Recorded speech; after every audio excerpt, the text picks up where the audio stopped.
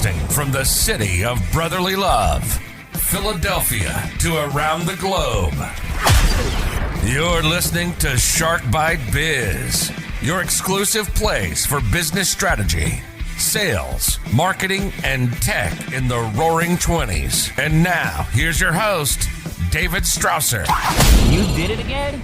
You just arrived to the newest episode of Shark Bite Biz. I'm your glamorous host, David Strausser. This is your place to learn how to grow a business during complete global chaos. Gonna chat about some greener pastures today. Oh yeah, we are.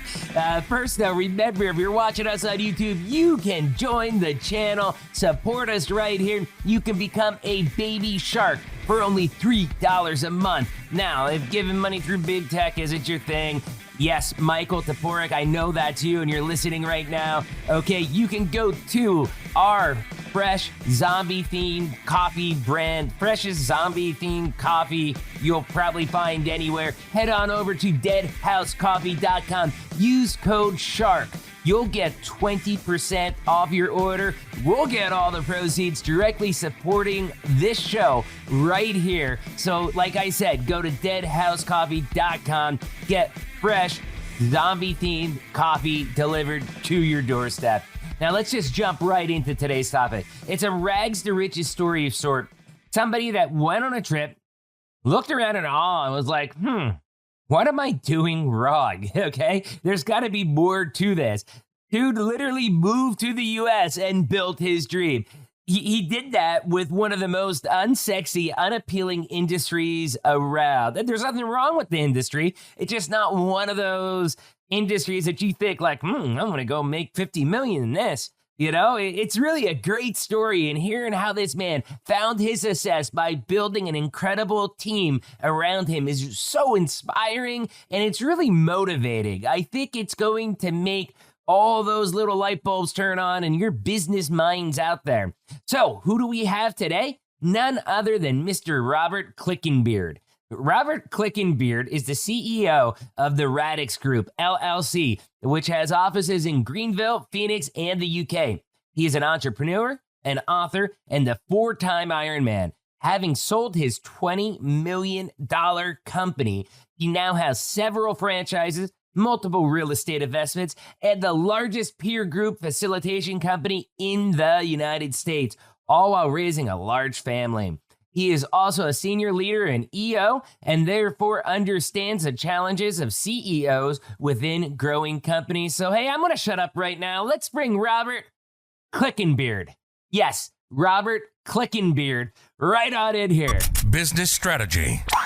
Robert, welcome to Shark Bite Biz. You, my friend, you just became Shark Bait. Well, thank you. I really appreciate being here. I don't know if I've ever been Shark Bait before. Well, you are Shark Bait now. You can give us a review afterwards. Hopefully it's a 5-star review right on the Google Play Store. Of course, I'll do that. Okay. Perfect. So we have a tradition here on the show. Very first question we ask every single person. What's your experience? What's your background? Where have you been? Where are you going? What are you doing? Basically, tell us what makes Robert. Okay, I'll do that. So I'm originally from Scotland, Edinburgh, Scotland. Never would have guessed. No? Well, actually, I'll tell you something funny. I was born in Grand Island, Nebraska. It blows people away when I tell them that. But anyway, that's an even longer story. But grew up in Edinburgh, Scotland, had a great life across there. Great parents, played a lot of soccer, played a bunch of rugby. And I just got a little bit fed up with the weather, lack of opportunities. And I think the pivotal moment for me was back in 98. My friends and family must have been thinking I was needing a little sunny vacation. So they said, hey, why don't you go to Arizona for a trip? So I did with a few friends. I had an amazing trip. This trip, It was sunny. It was in December, so it wasn't too hot. I was, one part of my trip, I was up north, I was skiing, snowboarding.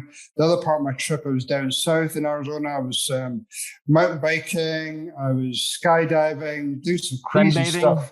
Sunbathing. Not sunbathing. Yes. Not sunbathing. Okay. And then, I got back home and I thought, I was listening to the rain bouncing off my window. It was dark outside. It was pretty miserable. And I thought back to Arizona. I thought, well, there I was looking at all these people that had their second or third homes, beautiful homes. I saw all these Porsches, Ferraris, all these beautiful cars. I thought, what am I doing wrong here?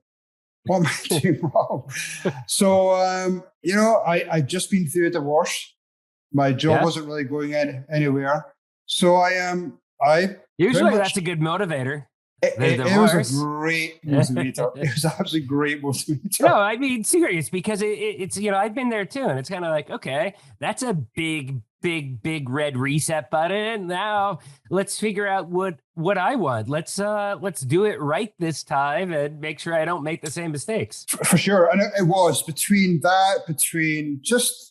I just feel as though I hadn't really leveled up my life yet, hadn't experienced things. So yeah, May of 99, I packed my bags, sold my house, sold my car, and arrived in Phoenix in May of 99.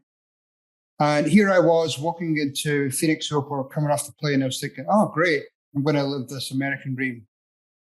Somebody's going to hand me $1 million check. You were born in Nebraska. Oh, you were living the American dream out there in Scotland, no? Well, yeah, not quite not quite there. So I was expecting somebody to give me this $1 million check, take me by a nice limousine, take me to the Ritz Hotel, and there I was, I'd be set. Didn't happen. No. I had no credit history. I mean, even though, I was born in Nebraska, no credit history, no social security number, pretty much nothing. So here I was. Being born in Nebraska, I mean, at that time when you were born, not to date you or anything, but I mean, you were still, you're born in the country, you're an American citizen, you just never got a social security number, and here you are as an adult. That had to be a difficult process. I mean, my wife's an immigrant, and we met. I lived in Mexico for 15 years, but for 1 year, I did live in Peru around 2010 to 2011. And, eventually we ended up migrating over to the U.S., and it was always kind of hard for her being a new immigrant because she had no credit history. It's like, how come your social, like you're 30, why do you have no activity on your social security number? You're like a ghost. You're right. It's like you're a ghost. Like, what? Are you in witness protection or what? Yeah. I mean, I was asked all these questions when I first came here. And it was challenging because here I just wanted to make a good living, a new life, but I had to go to all these offices. I had to prove myself. So, it was really challenging for probably the first 6 to 9 months. Just trying to get established, trying to find a place to stay, trying to find a job, all that stuff. It was brutal. I mean, as far as this is just me thinking, because I've been through the system, like I said, my wife being an immigrant, and we've reverse migrated to Latin American countries too. Like I have Mexican green card, stuff like that. So we've been through a couple immigration systems. I've always found that it's easier to just go through the embassy. Do you think if you would have went through the consulate or the U.S. embassy up there at Scotland, like with your Nebraskan birth certificate, that it would have been easier for you to get a rolling start once you did arrive here? I have no idea. I mean, no idea. Maybe, perhaps, but I certainly didn't do that way. And even this things like friends, nobody across you, nobody to really talk to. So it was, and you were kind of pre-internet days, so it's not like you just WhatsApp somebody or whatever. I mean, you couldn't just swipe right and there. I got like 5 friends to hang out with, right? No way, not at all, not at all. So those first bunch of months were just a pretty dark period in my life. But you know what? I burned that bridge, I burned that boat. And there was no way I was going home. I was just like super determined, and I just eventually found a job. I had to buy a car with cash just to try and, slowly build up my credit history. Just to get by. Yep. Just to get by. So it was super challenging. And then after I got my job, I started to work in with a landscape company that was a little bit buying background. And after working 2 years for a pretty successful landscape company, I thought, you know what? Why not? It reminded me of the days when I first came to Scottsdale. All these people had they were all successful entrepreneurs, they were CEOs. Why don't I start my own company? So that's what I did in 2001, end of 2001. I started up my own commercial landscape company, started up of a small storage shed, like a garage, and grew my business over a period of 16 years to having 350 employees, multiple states, $20 million in revenue. I mean, I had a partner helping me, but it was a pretty fast and furious journey over that time. But, we got there. Amazing story, though. I mean, one of the things I want to comment is we get a lot of guests on this show that are like me. Okay. I was born in the coal country, Pennsylvania. And as soon as I turned 18, I'm like, I'm getting the heck out of here. I moved to Tijuana. I lived down in Mexico for like 15 years, Peru a year. I came up for 1 year stints every now and then, but eventually I ended up working for the Mexican government, stuff like that. It's a fun, crazy story. But the point is that me living down in Mexico, and I didn't live in the pretty area of Mexico. Like you got to remember, I moved down there kind of like how you did, except at least, you came to the States speaking English with an accent. I came, people were probably looking at like, what are you speaking? Because I imagine it was probably worse back then. Yes, totally. Yeah, you need a translator, even though you're just from Scotland. People just look at me and start laughing. So that's funny. So, like, I moved down to Mexico where it's a totally different language. I think goodness that it was Tijuana. So there's a lot more English there, being a border town. The U.S. is actually, I guess, good enough that they usually deport people to Tijuana a lot of points. Right. So a lot of deportees are there, and a lot of great friends, and it really, I think, facilitated, but it was hard. And me seeing that lifestyle, whether it was people being deported or me living in a Tijuana ghetto, like a literal ghetto that like with very, very poor Mexicans, most of my young adult life, it really transformed me. And that's usually the story that we end up hearing, like, oh, I traveled down to Brazil. I lived in Brazil for a little bit, or I lived out in Asia for a little bit. And seeing these things really just changed the way that I look at life. And it transformed me for when I got back to the United States, just to be more grateful, more open, blah, blah, blah, and I've got to say, you're the first person that's like, well, I came here and I'm seeing these sports cars. I'm seeing these huge mansions. I'm seeing, everything. And I'm like, that transformed me. I'm like, I'm getting on the first plane, moving to the United States and building an empire for myself. That's pretty cool, because you don't hear many people, using the United States as that example, like I would use it with Mexico. You get what I'm saying? No, I absolutely do. Because I think, people asked me before, were you born an entrepreneur? And I'm saying, well, entrepreneur, sparked my interest, but where I grew up in Scotland was, people were relying on the government. If people, got successful or, rose above the cream of the crop, people take great pleasure in trying to cut them down for whatever reason. So there just wasn't that, I suppose, people didn't really embrace successful business people. So when I came across here, I felt as though my eyes were opened up. And when I saw how people lived and, living in these nice houses and nice lifestyle, I thought, wow, what do I need to do to get some of that? What do I need to do to level myself up? I've got so much potential. Yeah, totally motivated. I love how you said that. How do I level myself up? That's awesome. Now, ironically, I don't know if it's ironically, but I had a podcast guest on. I think it was last season.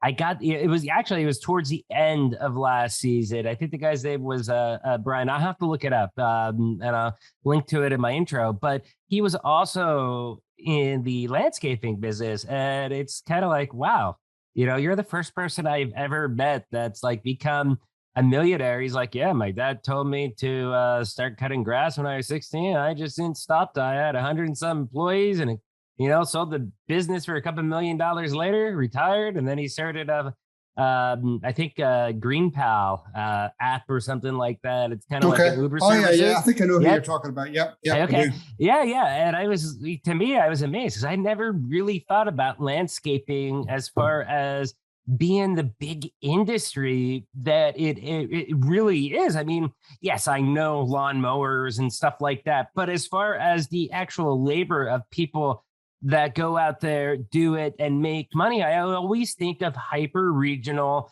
small crews, like some guy with 3-4 people that work and they do X amount of houses all day. I think of small regional stuff. And you are the second person now, thankfully to this podcast that I've met that does the same thing and has reached the same amount of success. So congratulations on that. Yeah, thank you. In the landscaping industry, I've got to admit, it's not something. It's like a hidden secret of this great industry. Hidden secret. Yeah, of this great industry that sort of flies a little bit under the radar. People think it's just this, as you say, this because dirty, it's not sexy. Yeah, it's not sexy, but right. I like that. Yeah, I like that. Yeah, that's great, and it is definitely a hidden industry, I think. And I think that people don't realize how big it is because you sold your business for what, like 20 million, I think? 20 million. The whole industry itself is 100 billion. Wow. And there's huge companies out there. But yeah, you're right. You typically don't see those big companies. You see those small neighborhood companies cutting the grass. Right. There's a lot of people out there that have made a ton of money. And what's nice is the fact that a lot of the business is reoccurring revenue. So how did, reoccurring revenue, which is actually a huge topic, I think, in modern day business, because everybody wants that reoccurring, predictable revenue. And it doesn't matter if you have software or if you offer a service, everybody is trying to figure out, well, how do I turn that into recurring revenue? Even chiropractors. Okay. Well, maybe you charge $75 for one visit, but, if you do the plan where you're paying $55 a month, take it or leave it. You get one free month visit. You sign up for 12 months. The doctor takes a guaranteed revenue. Worst case scenario, they end up doing one free session a year. If you use them all. Sure. No, it's great. Yeah, people love that reoccurring. It helps with their multiples when they sell their business. So yeah, we love the landscape industry, and we used to hang out with people in the security services, janitorial. Again, all little dirty, hidden businesses, but you can make a lot of money. So my question then for you would be, as you're growing and you're growing in one of those industries that are like a hidden industry, like you said, so it's not like there's a ton of guidance you can get out, like you can just Google, how to grow $100 million landscaping company and find like 5 billion articles on advice. I mean, you're kind of pioneering it when you're doing it when you did it, right? So how did you learn? How did you grow a business in that hidden industry? How did you find mentors? Give us some of those details. Yeah, no, for sure. So, we started off we didn't really know a great deal about growing a business at first. I mean, we thought, maybe we'll get to $1 million and we'll figure things out. But I think one of the quick early learnings for us is we were not great with financials.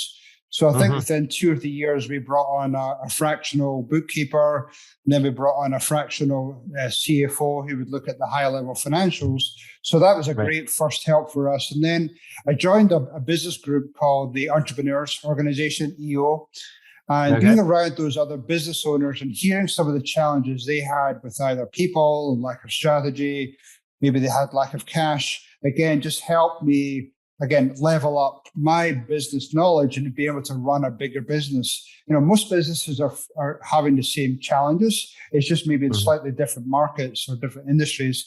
But, there's a lot of similarities there. So I wanted to make sure I surrounded myself with experts in the different fields. Through my time, I brought on somebody to help with my sales. We created a sales campaign and strategy. We brought somebody in to help with the operational part of things as well. So as the business grew up and scaled up, then we would either change out our existing employees or we'd bring in expertise where we know we were a little bit weak. Okay. Okay. And that's something that I've heard a lot about because, for example, creative business owners are usually, really good. They can be literally rock stars, a full blown music band who they're really good at writing and playing music, but they really stink at the business side of it. And that's usually why they have a business manager that handles those types of things. And it's the same type of philosophy in general business, where as whether you're a creative business owner or you're somebody like you that like, hey, I'm just building something up big, and you're realizing, we have gaps here, we have gaps there. How do I fill those gaps and really just surround me with the best talent available? Because then it puts you in the best position to succeed. No, for sure. Yeah. I mean, I quickly identified where my strong areas were, where my weak areas were, and just building people to help me, whether it be hiring the right people. I mean, I wasn't scared about hiring people that were better than me. I wanted to bring in people with that great experience. I mean, ultimately, I wanted to keep growing my company, and whatever I needed to do to grow that, whether it be bringing software, the right people, the right strategy in place. But, I wanted to listen to other people around me and ask them a bunch of questions and just really try to figure things out. I mean, yes, I made a ton of mistakes over the years. And that's part of the reason why I moved into coaching, is just to try and share some of my experiences with other people to hopefully they make less mistakes. But we go into business thinking we know it all, but that's so far from the truth. Yeah. Well, we try to fake it till we make it, right? Oh yeah, for sure. For sure. That's definitely how it goes. And right now, what you're doing is, so you had that super successful landscaping business, you sold it, and right now, what you're doing is you're doing coaching, right? Yeah, that's right. I moved into doing I'm a certified scaling up coach. I go in to help a number of companies throughout the US, and then I also have a peer group company as well, where we all facilitate or be like that board of directors for a group of 4 to 6 companies. And we'll meet them 3-4 times a year. So, I mean, overall, we're probably dealing with 60, 70 companies.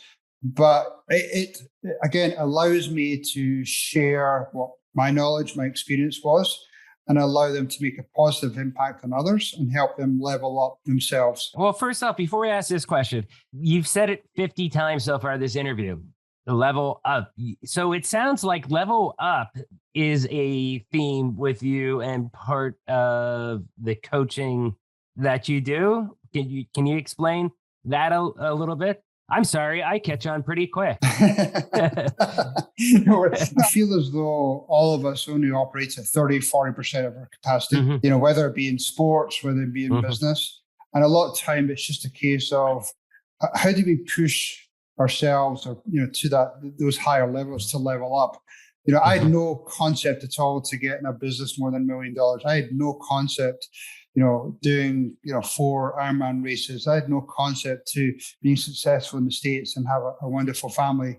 I think it's just by being pushed out of the nest to learning through my mistakes. I have another phrase I use: only good things happen on the other side of fear. Because I think a lot of people will get into that fearful situation and they'll back away from that. Whereas I think you get more experience, more gain from leaning into that fear and learn from that, and then go to that next level. So I don't feel as though I'm special in any way. I've just been, leaned into the fear, surrounded myself with good people, and being given that opportunity to take myself to places where I never even imagined. As far as the fear goes, I totally agree with you. I think we're on the same page, except for one small area. And that's where, with spiders, I will not lean into that fear. I let my wife get all the experience that she wants. I mean, you'll have the smallest spider and we'll be using like a full gallon of bug spray. Is it dead yet? We're both arachnophobics. It's funny, but salt guns. That's what my wife uses. Salt guns. Spiders? For spiders. For all bugs. I did not know. So I know salt works with some insects. I did not know that the sock guns work for spiders. Nope. Yep. Work a treat with spiders. We fog my house. My neighbors laugh at me because I'm constantly outside spraying. We'll get like big, nasty whoop spiders outside. Right. We're in a little bit of a wooded area, and I really hate spiders. You know, like I hate when I'm laying in bed and all of a sudden I see a big, huge spider shoot across like my comforter, like first thing in the morning or something like that. It freaks me out. So I'm constantly fogging my house like every 2 to 3 months. It is. And it makes a big difference. Well, it does. However, I think they're becoming immune to it because we just fogged our house about 4 weeks ago, and we already have, like, we're killing spiders almost daily. So I think maybe we use the poison gas too much. Is that possible? They become immune, possibly. Back with you. I mean, one thing we haven't mentioned, and we probably should, because your coaching business, like Ironman Minds, right? Your book is Ironman Mindset. Part of the reason that you have the Iron Man in there is because you were also a 4-time Ironman, I believe, correct? Correct. Yeah. I grew up playing a lot of soccer or football, I should say. Rugby. And, my body was getting pretty beat up as I was getting a little bit older. So I started to move into running. And then for some reason, I got sucked into this local triathlon club, and they said, come and, do a race with us, and started doing some smaller sprint races, super short. That's how it always starts, Robert. Totally. And, you can't really see me, but I'm, big guy. I'm 210, 220, big legs. So swimming was terrible. I could literally swim one leg to the pole with breaststroke. But I eventually got the courage to start doing more and more races. And back in 2009, I signed up for my first Ironman race. And it was pretty daunting. But, but back to one of the things I said earlier, yes, I put myself out there. I stretched myself past those limits that I thought were holding me back. And I ended up doing the race in just over 11 hours. For me to even think that here I am going to swim in the open water, nearly 2.5 miles, and then jump on a bike and do 112 bike, and then run a small marathon. I would have just told them they were absolutely insane. So, but what was interesting amongst all this was I still had my business at the time. So I was still looking after 350 odd employees, multiple states. And somehow I had to carve out 20 odd hours in my schedule to train for these races. So you can only I was under the impression that you were, because I mean you kept saying like, yes, you did rugby and soccer, football, if you're across the pond. You did soccer, football, rugby stuff when you were younger. So I had thought that this had meant that you did that when you were younger, but no, you were scaling up your $20 million a year revenue business while training 20 plus hours a week for these Ironman competitions. Yep, for sure. I was getting up early in the morning, 4:30. I was out the door doing either my running or biking, get changed and going to work at 8ish. And then during the day, I then go find some time to carve out and do some swimming.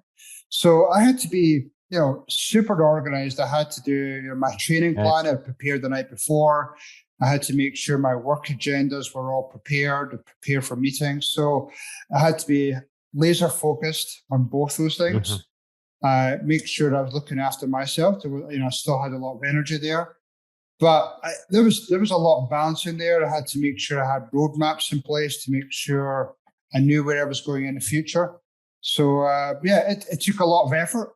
But I managed to pull off. I got 2 comments with that. First one is, I think too many people, and myself included, waste too much time on non-important things. And if you cut out some of those non-important things, something like 20 hours a week for training, okay, that's a no-brainer. I mean, there are so many hours a week that people are just wasting, especially now, binging on Netflix, stuff like that. Social media. Yeah. Yep. And the thing is, I used to be so much more focused, like laser focused. And I will admit, I've been doing a lot of self-critique in this past 2 months. The pandemic has crushed me, has broke my routines completely. And I've now have become fully aware of it. And I think I've also, because of where we're at in the pandemic, so I've kind of adjusted to pandemic life and adjusted to, hey, this is the new reality. And I've seen, okay, now my new life or the new normal, probably for the next year, 18 months, who knows? It's probably not going to be like it was before, but it's going to be this. How do I adjust to this? Get these routines, get these schedules, get these good, healthy habits back into my life that were there beforehand, just adjusted, tweaked, modified, for our new reality. Do you think there's any truth to that? I think there is. Oh, 100%. There's people have just slipped into what they're comfortable with. And if that's, have you slipped? I have slipped a little bit, but I'm now back on track. I think my weight started to go up. I just didn't quite feel as fit. And that's where I'm at right now. That's really easy, really easy to slip into that. So, being able to admit that though, I mean, like you just, you didn't even think about it. I mean, it was like a quarter second delay and you're like, yeah, I did slip. That's huge. I think that shows the mindset of where you're at. And that is you leading by example, really believing what you're coaching people in, because you're able to have that true conversation. Like, yeah, hey, even I mess up. That's amazing. Yeah, for sure. And it's still, I mean, it's not easy, easy for anybody. And that's why I'm a firm believer that either the night before or the morning of, you're coming up with a tool, whether it be, I use a Panda planner, and I'll write down what my goals for today, and I have goals around. I'm sorry, it might be the accent. Did you say a Panda planner, like one that's colored like a panda? I'll use it's a brand called Panda. Planner. Okay. Yeah.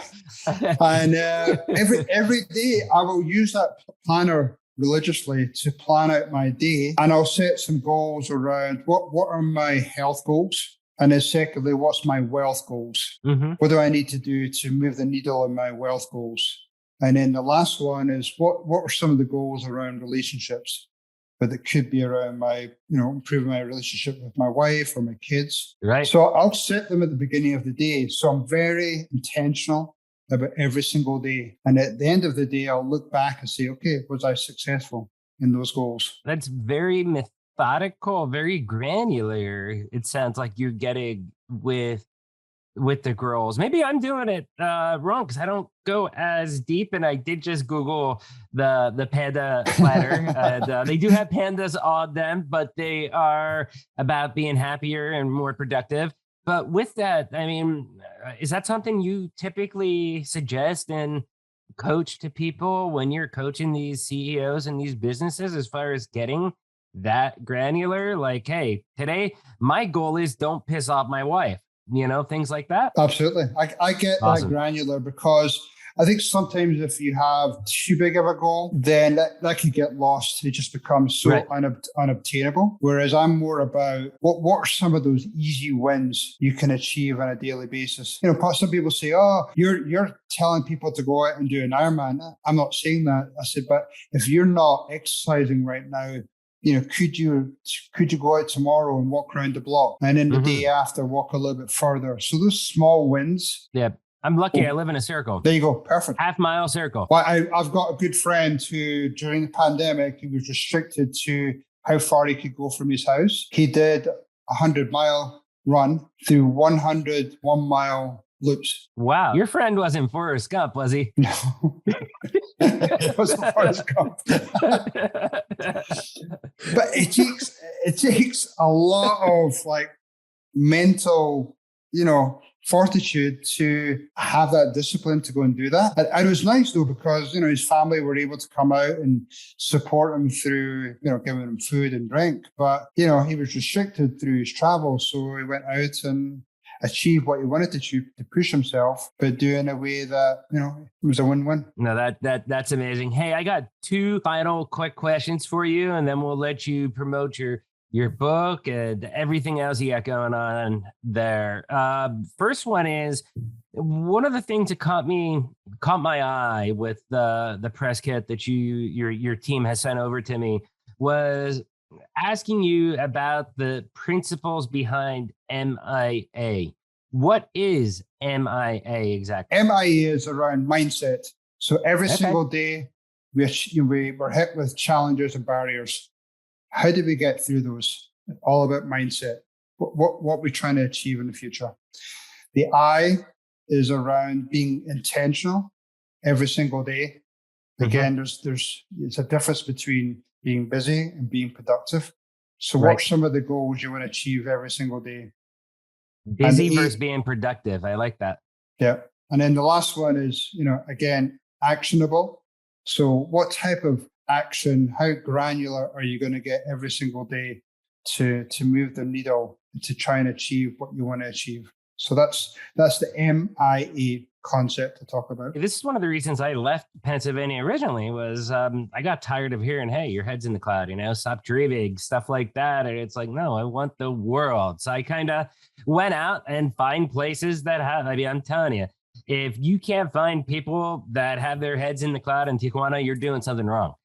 Because it's crazy. And I'm talking about like just people trying to find crazy ways to make money. It was great. It's like an entrepreneur's paradise. And it really gave me an amazing foundation to build my life. But I've always lived by the phrase, you have to have one eye on the future. You have to know what's going on now. You have to know your reality, your short-term needs, but you also have to have one eye stuck in the future. You need to know where you want to be, whether tomorrow, 5-10 years from now, because the decisions you make today are going to determine how close or how far away you are from those mid to long-term goals. And I think oftentimes people forget about that, and they're too stuck looking in the now. Yeah, the now or in the mirror, what's happened in the past, and complaining about it.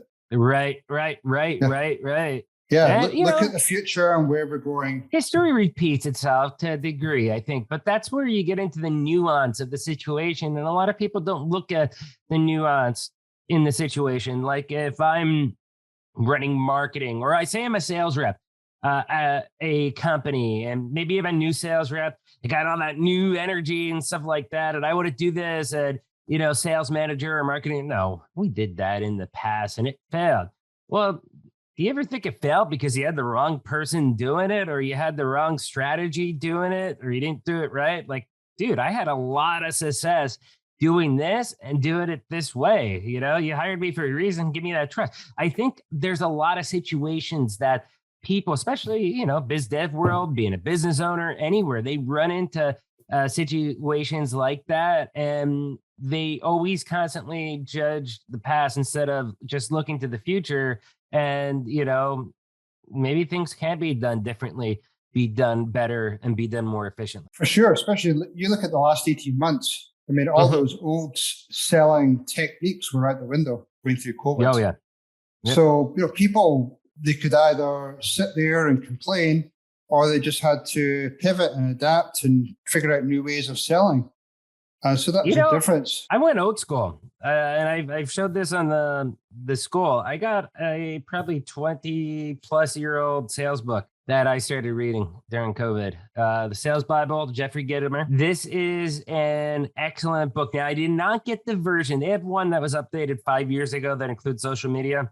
I didn't get that version. I got the version before that. And the reason is because social media from 5-6 years ago is not going to be relevant to today. So it's like, I don't want to waste time on that. I mean, too many things have changed in that forms. But if you look at sales principles, mindset, stuff like that, I went old school. A lot of this stuff, I think during COVID was so important because there are things that we've kind of forgotten about, and how things have been shifted during this pandemic, that reading a book. In my case, I listen to it because I like how Jeffrey Gitomer explains things verbally, and then I read the book after.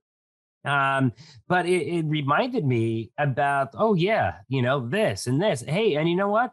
Actually, we should be doing this because now with how we sell, this can actually apply again because we're doing things digitally like this. So I don't know. It kind of reinvigorated me, my sales cycle. I think my sales team to a degree, and it's helped us a lot. That's cool. So, that's awesome. Anyways, very, very last question I got to ask you. What are the advantages, disadvantages, American business owners versus Scottish business owners? I would say, obviously the accent helps a lot. So people, it tends to get you through the door a little bit more. Wait, which one? You're talking about the American accent over in Scotland, right? Yes. Oh, just turned that table on you, right?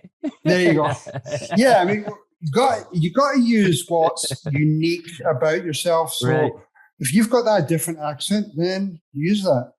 Oh, yeah. But, the Scottish people are super hardworking people, salt of their life, just great people. So I feel as though just that extra grit, determination, especially when I came across the States. I dug in. I wanted to be successful. I wasn't going to go back home. So that true grit, determination, that hard work ethic, I think definitely proved me well in growing my business through time. So yeah, I take advantage of that. So the Scottish stubbornness you're trying to say. Totally. I'm okay saying that because it's so true. Hey, I'm Scott. You know what? If I wasn't getting older, my beard growing up was always bright red because of the mix of Irish, Scottish I got in me. So that's awesome. Yeah. You should grow that out. Grow that out. It was kind of weird because I grew up with brown hair, okay?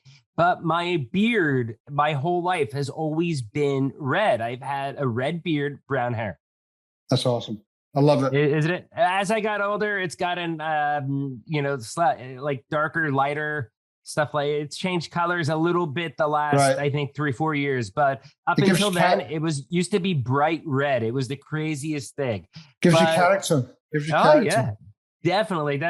So how about you tell us about your book, Iron Man Mindset? And I don't know, I'm kind of getting the hint that you might have a podcast as well. I don't know how you could tell that, but yeah, Iron Man Mindset for Entrepreneurs is my book. I came out with it 2.5 years ago. I just came out with an updated version.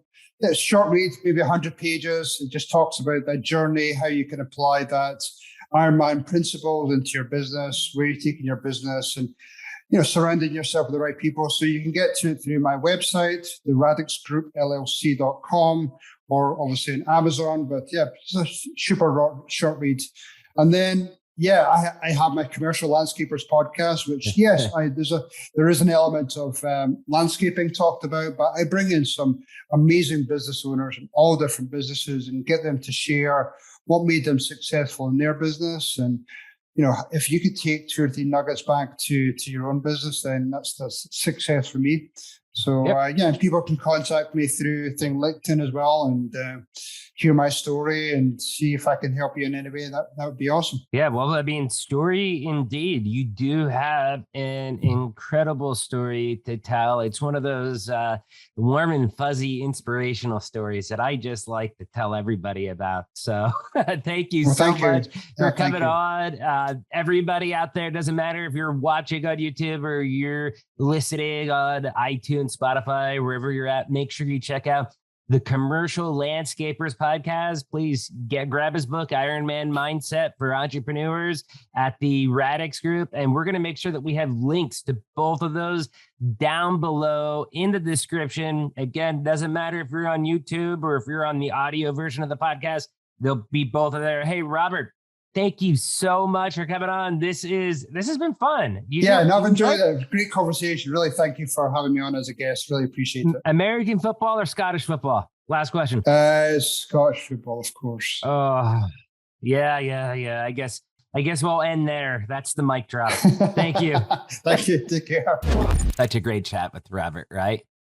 First, you all know the routine. If you found this interview helpful, if it sparked those warm and fuzzies, please do us a favor. Hit that like button, smash that subscribe button. But if you really want to help us out, please share us out to your network. Get us out to your friends, family, colleagues on Facebook, Twitter, LinkedIn, wherever you dwell on the interwebs. Share Shark Bite Biz, as we are the greatest kept secret out there in the world of business. I'd love nothing more to see Robert, Shark Bite Biz, heck, even me, as long as it's for good things, out there trending on the web.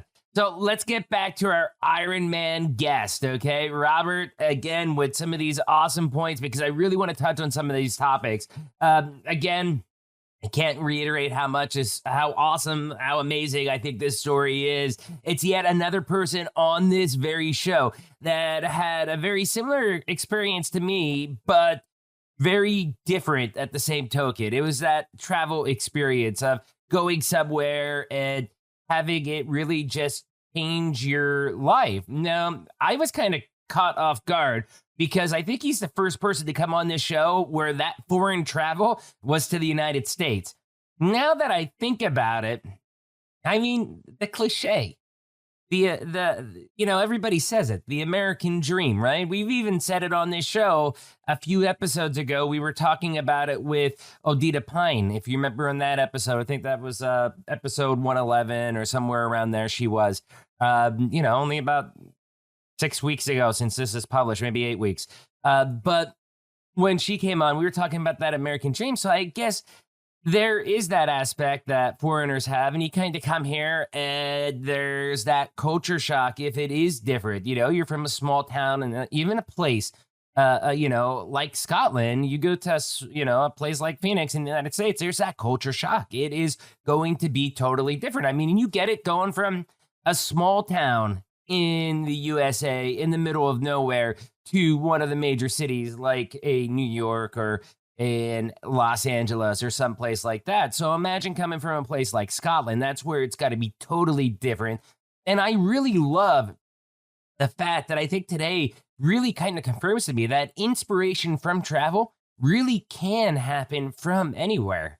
It's not just, American going to poor country, or a poorer country and living in a rough area or visiting rough areas. I mean, it happens. People see in America and it's like, wow, what am I doing wrong? How do I get that? And that's pretty awesome. I like that mentality because we're going to have an episode coming on, in a couple more down with good friends of mine. We just recorded the interview the other day. Tiffany Largy, okay? And her business is Do the Damn Thing. She is the CEO of Do the Damn Thing Nation, and it is really, really awesome. We're just people that are, hey, stop talking about it. Go out there and do the damn thing. To me, that is an incredible mindset, and I kind of get that vibe with Robert, which was so cool because we, interviewed Robert and then I interviewed Tiffany essentially the next day. And when I interviewed Tiffany, I was thinking back on writing this intro and outro for Robert's interview. It was kind of like, wow, Robert went all in. He just went in and did the damn thing. He started his own business. He moved first, then he started his own business. And that's what I'm really impressed with is how this 4-time Ironman was able to build a $20 million company in landscaping. I mean, that's just truly incredible. It's not a sexy industry, okay? I think sometimes in this Instagram influence world that we live in, people are looking for the glam. I mean, they just want that glamour shot, something that's like, oh, look at me, I'm luxury, You can't spell my name without putting a big capital L on it or whatever. You get what I'm saying, okay? It doesn't matter if it's trash or if it's landscaping. Oftentimes, the more unattractive an industry or an occupation is, the lower the fruit is going to be to innovate that industry and really create a major impact like Robert did. So that's really cool. And to hear this story again, it just really just reiterates everything that that we've been stressing so many times at so many different points of this show. I mean, it's just so many that you can't name them all. But you can go back to a number of episodes where this type of mentality is kind of reinforced. And it's just awesome to see it done once again with Robert here on the show. Many good leaders learn. This is one of the biggest points that I picked up talking with Robert. Eventually, not always right away, but eventually they need to surround themselves. And when I say they, I'm talking about good leaders, okay? Eventually, good leaders need to surround themselves with good people. Robert could not have built that $20 million business alone. He's not a financial whiz. Yeah, he understands some finances, and I'm sure as he got older, he got wiser. But the all-star CFO he got was really what allowed his business to move up to the next level, or as he says, level up, essentially. He leveled up his business when he got the CFO, and I imagine that came with accounting software and stuff. So that's why I kind of feel the parallel with the same thing that I do at my day job there at Vision 33, our accounting software. We get that with the small businesses that we work with. And it basically gives them the expertise as their growth partner to break through barriers preventing growth and really shoot through any glass ceilings there may be. We don't do the CFO, the accountant work. We just provide the tools that are in the tool belts for all stars like the fractional CEO and CFO and stuff like that Robert mentioned. A good business leader like Robert is going to realize that you're only as good as the people you surround yourself with. But we take that another step further. You're only as good as the people and the tools you surround yourself with. So please make sure you grab a copy of the Iron Man Mindset. We'll link down to it below in the description. And check out the Radix group. I mean, Robert, he's an amazing dude. I think you're going to love the story. Question of the day. Do you surround yourself with the best of the best? Leave a comment down below on YouTube. I'd love to hear your stories and how you build up your teams. Do you want to be on the show? If so, please, interviews at sharkbitebiz.com. Please don't forget to join the channel. $3 a month, you can become a baby shark, or head on over to deadhousecoffee.com where you can get the freshest zombie-themed coffee ever made, delivered directly to your doorstep. Use code SHARK, you get 20% off. Then we'll get all the proceeds, help build this channel, make it bigger, make it better. And you all know this by now, but I'm David Strausser. This is Shark Bite Biz. We'll see you all next episode. Cheers.